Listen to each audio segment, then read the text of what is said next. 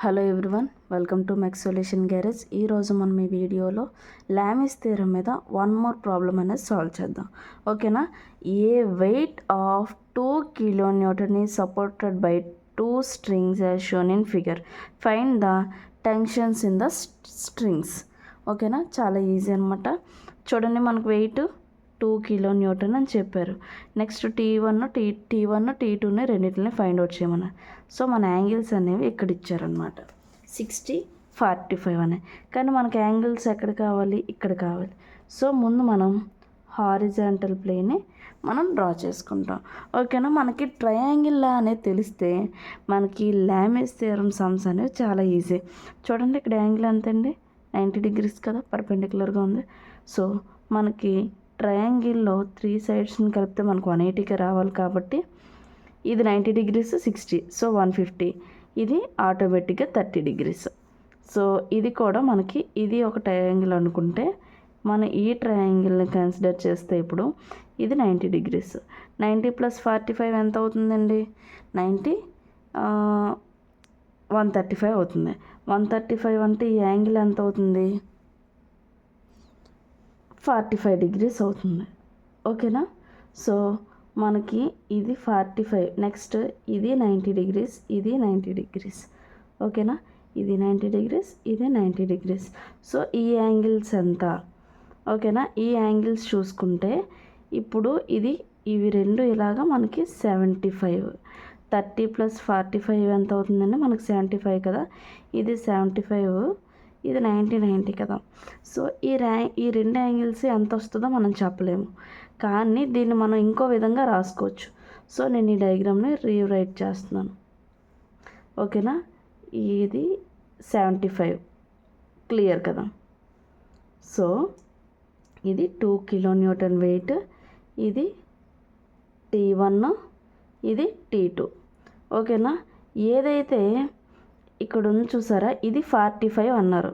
ఈ యాంగిల్ 45 అంటే ఆటోమేటిక్గా ఈ యాంగిల్ కూడా 45 degrees అవుతుంది. అవునా? సో నెక్స్ట్ చూడండి, ఈ యాంగిల్ 60 అయితే ఆటోమేటిక్గా ఈ యాంగిల్ కూడా 60 అవుతుంది. సో ఇక్కడ మనం చూసుకుంటే ఇది ఇక్కడ నుంచి ఇది 60 degrees, ఇది 90 degrees, ఇది 90 degrees, ఇది 45 degrees. సో సింపుల్, మనకు మన యాంగిల్స్ వస్తాయి. ఆటోమేటిక్గా మనం ఈజీగా సాల్వ్ చేయొచ్చు. T1/sin 150 = T2/sin 135 = W/sin 75. అంటే మనకి ఫస్ట్ మనం చేసుకున్న ఈ డయాగ్రామ్లో చూస్తే T1కి ఆపోజిట్లో ఉన్నది 60 + 90 కాబట్టి రెండింటిని యాడ్ చేస్తే మనకి 150 వచ్చింది. కాబట్టి లామిస్ థియరం ఏదైతే ఫార్ములా ఉందో అందులో వేస్తాం అనమాట. నెక్స్ట్ T2 అనే ఫోర్స్కి ఆపోజిట్లో ఉన్న యాంగిల్ 90 + 45 అంటే 135. నెక్స్ట్ W అంటే మనకి ఏదైతే వెయిట్ ఈ 2 kilonewton ఉంది చూసారా, ఇది మనకి ఇటు సైడ్ ఈ ఫోర్స్కి మనకి 2 kilonewton ఉంది. ఓకే, దీని ఆపోజిట్ ఉన్న యాంగిల్ 75. సో ఈ వాల్యూస్ వేసుకున్నాం. తర్వాత మనం ఏదైతే ఇది ఉందో ఈ రెండిట్లి మనం ఈక్వేషన్స్ తీసుకున్నాం. ఇది ఈక్వేషన్ 1, 2, 3 అనుకుంటే నేను ఈ రెండిట్ని కన్సిడర్ చేస్తున్నాను.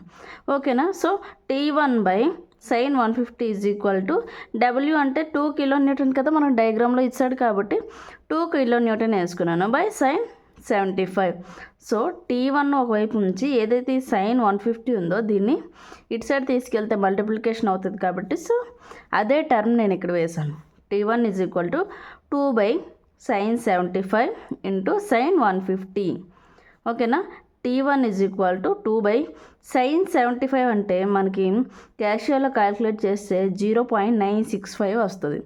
ఓకే, ఇంటూ sin 150 అంటే మనకి 0.5 వస్తుంది.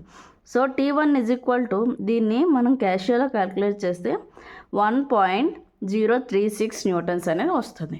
ఓకేనా? దీనికి న్యూటన్స్ అనేది దీని యొక్క యూనిట్స్. నెక్స్ట్ నేను ఈ రెండింటిని కన్సిడర్ చేస్తాను. So T2/sin 135 = W/sin 75.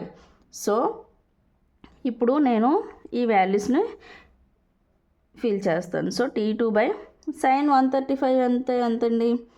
క్యాషియోలో క్యాలిక్యులేట్ చేయాలి. సో క్యాషియోలో క్యాలిక్యులేట్ చేద్దాం. సైన్ 135 సో చేస్తే మనకి 0.088 వచ్చింది.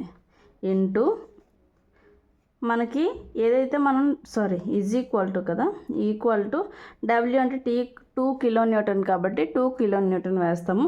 నెక్స్ట్ సైన్ 75 సైన్ 75 వాల్యూ మనకి -0.387 అనేది వచ్చింది. సో T2ని ఒకవైపు ఉంచి ఏదైతే ఈ వాల్యూ మల్టిపుల్ చేస్తుంది డివైడ్ చేస్తుంది కాబట్టి దీన్ని అటువైపు తీసుకెళ్తే మల్టిపుల్ చేస్తుంది. సో 2/-0.387 ఇంటూ 0.088 చేద్దాం. ఓకే, సో T2 వాల్యూ వస్తుంది. సో 2 డివైడెడ్ బై ఆన్సర్ అంటే మనకి ఏదైతే ముందు వాల్యూ వచ్చిందో అది నేను డైరెక్ట్గా ఆన్సర్ అని బ్రాకెట్లో వేస్తున్నాను. ఓకే, ఇంటూ 0.088 ఓకే చేస్తే మనకి 0.45 అనేది వచ్చింది. ఓకేనా, ఒక స్మాల్ ఎర్రర్ అండి.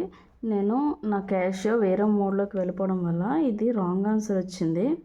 ఓకేనా, మనకి సైన్ 75 కదా ఇది. ఓకేనా, సైన్ 75 అంటే మనకి వాల్యూ ఎంత వస్తుంది?